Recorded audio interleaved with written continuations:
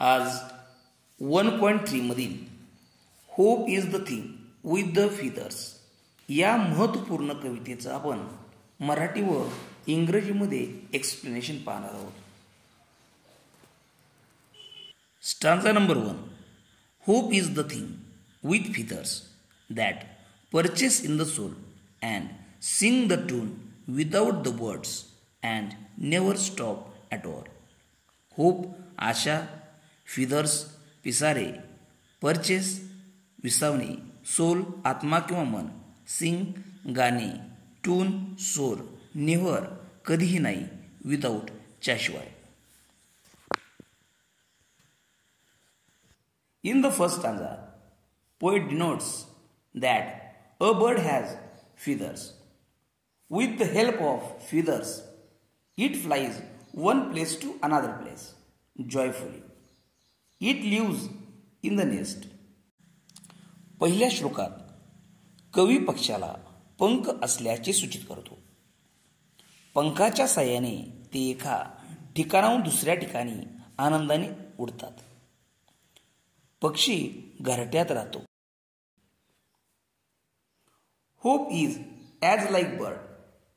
It has also feathers. Feathers are joyful feelings.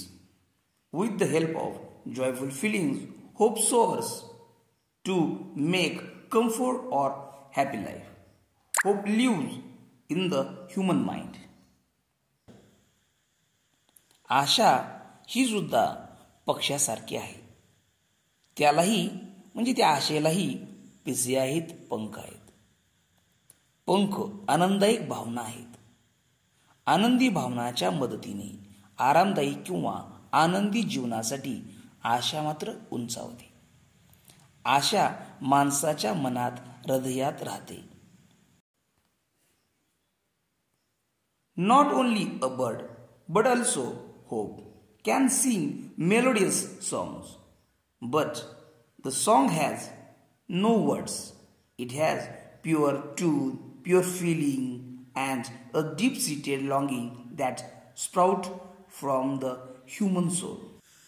पक्षीच नाही तर आशाही मधुर गाणी गाऊ शकते, पण या गाण्याला शब्द नाही. त्यात एक शुद्ध सूर, शुद्ध भावना आणि मानवी आत्म्यापासून उगवणारी खोल आसक्ती आहे. Second stanza. And sweetest in the gale is heard, and sore must be the storm that could abase the little bird that kept so many warm. Sweetest अत्यंत मधुर, गेल वादळ, स्टॉर्म तुफान, अबॅश बेचैन करणे, वॉर्म उबदार, सोअर दुःख. Second stanza. Bird. The next stanza explains more about the little bird. We still can hear the sweet tune from the singing bird even in the gale. पुढील श्लोक लहान पक्षाबद्दल अधिक स्पष्ट करतो. गाणाऱ्या पक्षाचे गोड सूर आपण गारव्यातही ऐकू शकतो. We know that the storm is painful, but little bird keeps singing with its tune and comforting tunes.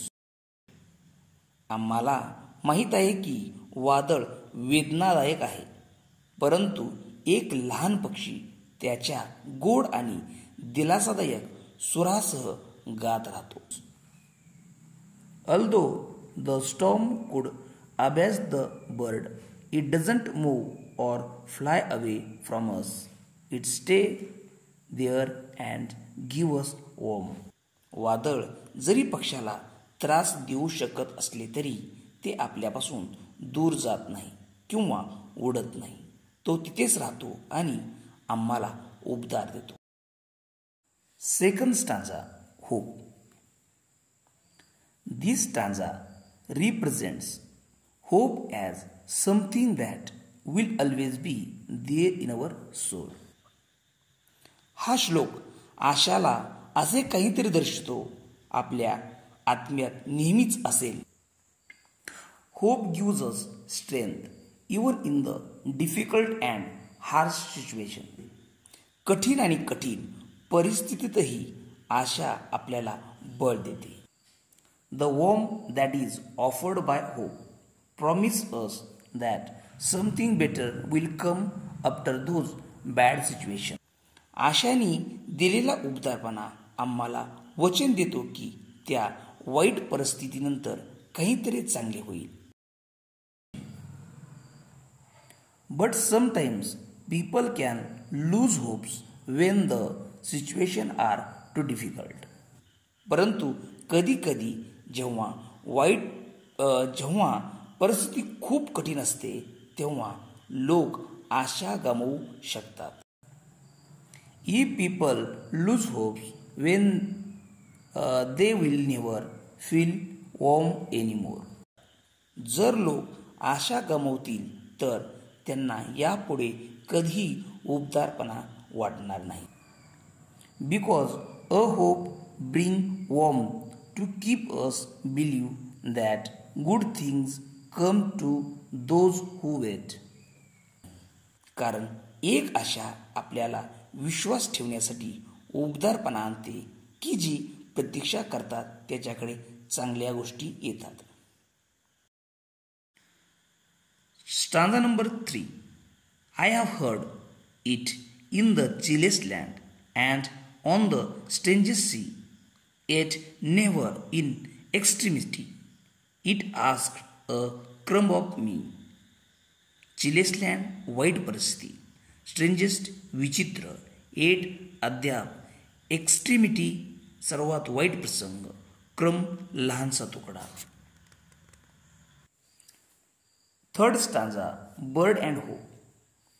The third stanza begins with the statement from the poet, saying that she had heard the song of this bird in the most difficult circumstances.